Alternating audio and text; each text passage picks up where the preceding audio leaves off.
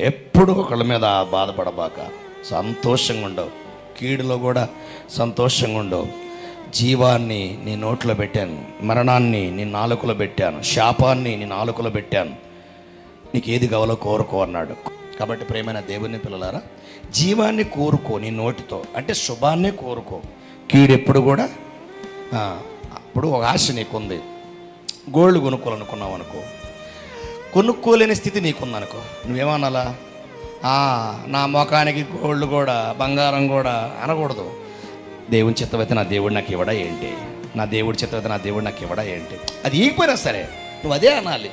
నీ పద్ధతులు మార్చుకోవాలి, నీ అలవాట్లు మార్చుకోవాలి, నీ మాట తీరు మార్చుకోవాలి, నీ నడక నీ పడక మార్చుకోవాలి, నీ వేష భాషలు మార్చుకోవాలి. కుళ్ళు, వ్యసనం, అసూయ, మత్తతలు, హిమతములు మానుకోవాలి.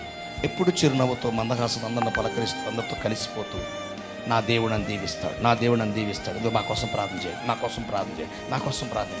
ఇది ఇది ఇది ప్రతి ఒక్కరికి ఉండాలి.